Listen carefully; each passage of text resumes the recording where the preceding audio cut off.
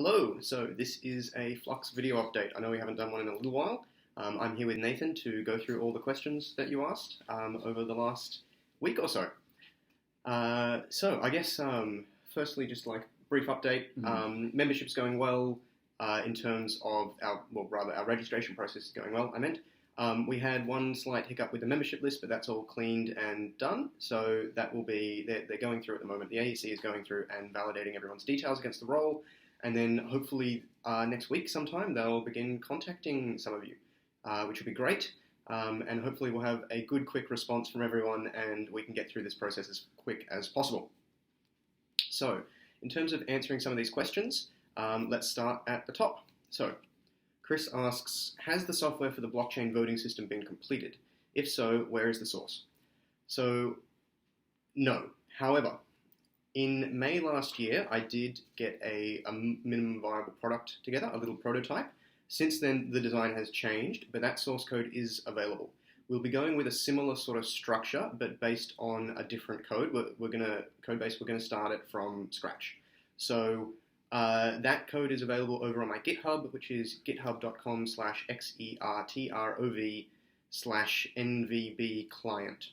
That will take you to the NVB client. If this was, of course, when we were called the neutral voting block instead of Flux.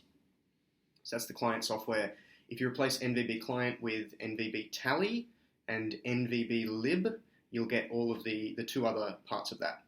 I've also done a little YouTube presentation about it way back that has some horrid fan noise, but does sort of demonstrate it in a sort of minimalist way. So our plan for the app is we're going to release the first iteration of the app pretty soon, we think. We're going to focus on that, and that's mostly going to be about managing membership details and interacting with membership and the community. And then we will build the voting capacity into that after the election. We're not going to focus our resources too early on the voting side of things because they're better spent elsewhere, drumming up support and doing media stuff and all of that sort of thing. Yeah, there's not much point in the app if we don't get elected, so that's where I guess our focus is, and at that point we'll focus fully on the app. Yep. So it will.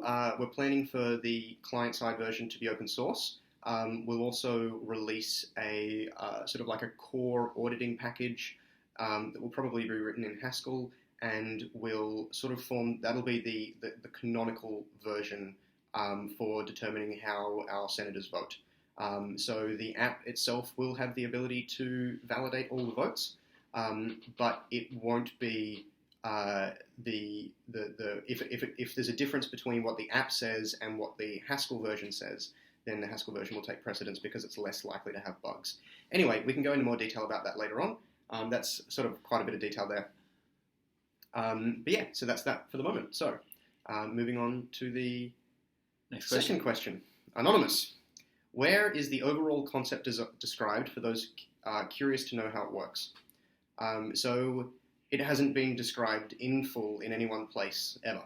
I've tried to do that before, and it takes a lot of effort, and then as soon as we make design changes, then large chunks of that need to change. So, for example, the hour-long seminar I gave in July down in Melbourne, out of that, about 20 minutes of that is no longer accurate.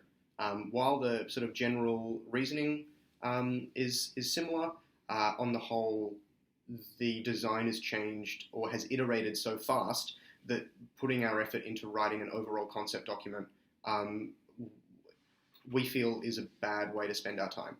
Over the next month, we're going to be producing more videos about some of the details about exactly how that works, and so they'll start to form the basis of that sort of reference for those people who are interested. We'll go through some of the details that we have to explain to journalists a lot, like how does the trading mechanism work, what are the features of that, how does the ability to always produce better and better policy relate to the trading mechanism, things like that. So we're going to cover that in more detail as we get closer to the election, but we probably won't release a white paper until possibly even after the election, and that will, once it's settled down a lot more, once we've made commitments with other minor parties for our sort of like the preference hack, and so which is how we're trying to win 6 Senate seats with 1% of the primary vote. All of that sort of thing will be detailed in full when we're at an appropriate point to detail that, when the design's sort of settled down, when we've made commitments, all that sort of stuff. Do you have anything much to add? No, nothing to add to that. Okay. So, Adriana, how will the swapping votes process work? Are you releasing an app? So, yes, we are releasing an app. For the most part, Adriana, the vote swapping process will be done automatically for you if you choose to engage in that side of the app, and that will allow you to have votes for issues that you care more about. But that will all come with the app, and Max and I will talk a bit more about that once the mechanism of that has been, realised and released. Yeah, so a little bit on the technical side of swapping votes. So we've used the word marketplace quite a bit, and that's what it's going to be geared around. You can imagine there are people who want to acquire votes and who want to get rid of votes on any particular issue, and it's about automatically matching that up in a fair way, and that's what we're focusing on doing. You can think of it, if you think of it in terms of supply and demand, then a lot of the other properties start to come out. But realistically, it's pretty much like any sort of exchange mechanism. It's about connecting people who want to get rid of something and people who want something. So that's we'll go into more detail about that later. But one of the important things to mention is that this is going to be a protocol that works between users, and it'll be stapled to a blockchain. So that's how we get a system that's fully transparent and fully verifiable. The next question is from Paul. The question is there any mechanism being considered to stop wealthy individuals or organisations buying votes? So inherently, Flux is a system that's going to make this kind of activity really, really difficult for people who want to buy votes. First of all, buying votes would require, to be meaningful, you would need a lot of people to be getting paid for their votes. Ultimately, that's going to be very hard to do. To practically engage a lot of people and get their votes, and also at the same time be secretive. By its very nature, this is a very covert kind of action, and obviously behind closed doors, there's not really much that any of us can do to prevent that. But the point is that if someone did want to do that, it would have to be very loud, and it would be very difficult to do this, in secrecy. So we're not so concerned about that, despite the fact that there really is nothing to really stop us from or prevent that from happening. But we think naturally the system is geared towards discouraging this kind of behaviour or making it very, very difficult.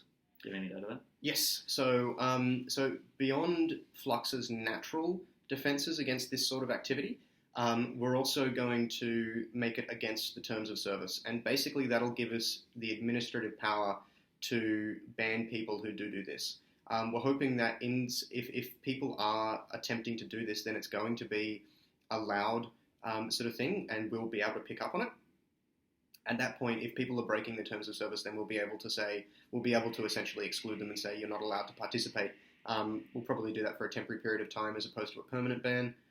But we will have sort of administrative and legal actions to be able to take if people start engaging in this and if it becomes a problem. Cool. The next one from Annette is, how can we become a candidate for your party? Thank you, Annette. It's a good question. It's not a secret, we tend to run in for 6 seats, so we are looking for candidates. If you are interested in becoming a candidate, please send an email to either myself or to Max.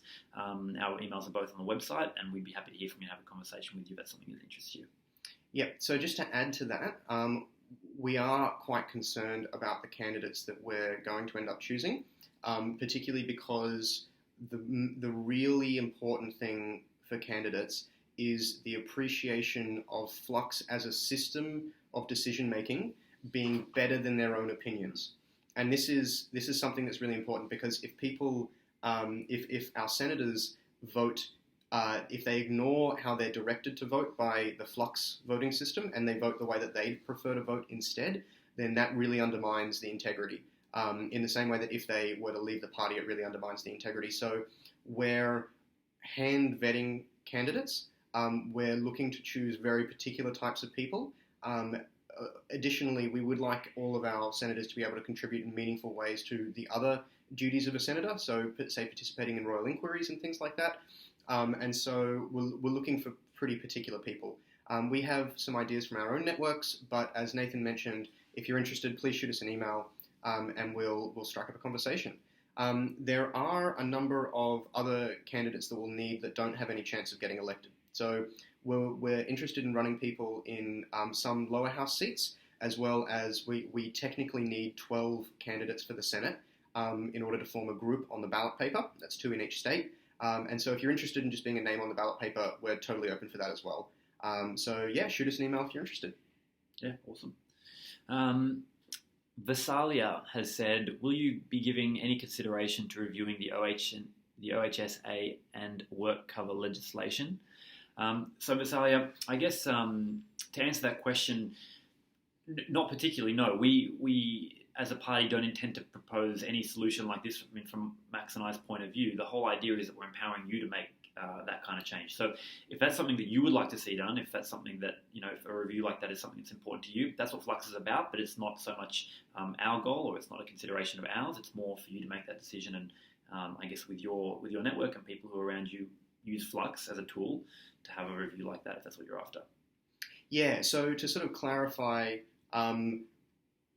Flux will sponsor legislation put forward from our membership base, and we will facilitate that going to before Parliament. But Flux as a party isn't going to make any judgments about what that legislation should be or what it should look like. So as Nathan mentioned, we're really about empowering our members and everyone who wants to participate in Flux.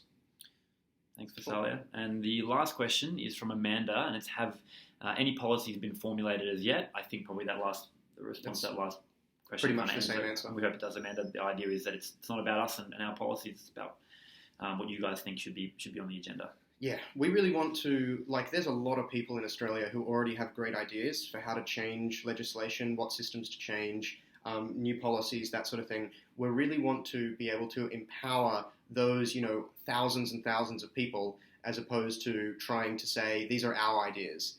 The only idea of ours that really matters is Flux, and we're going to focus on just doing that, and without sort of putting any of our other opinions in with the mix. We just want to focus on creating this integral system. Yeah, I think the analogy that I like to use is, if you got sick, you would probably not self-diagnose, right? You would go and see a doctor or something serious. You'd see an expert. Max and I aren't experts on every issue, which is why we don't purport to be experts on every issue, and that's where we think the power of Flux is empowering people who are experts in their field to help make policy and help drive good policy decisions. So, as Max said, we're focusing on Flux, and we leave the rest to you guys. Cool. So thanks everyone for your questions. That brings us to the end of the list. We're thinking of new ways to engage with our members all the time. If you have any suggestions, feel free to drop us a line, or even if you just want to chat. We're really keen to do more stuff like this. Cool. Thank you, guys. Cool. Thanks.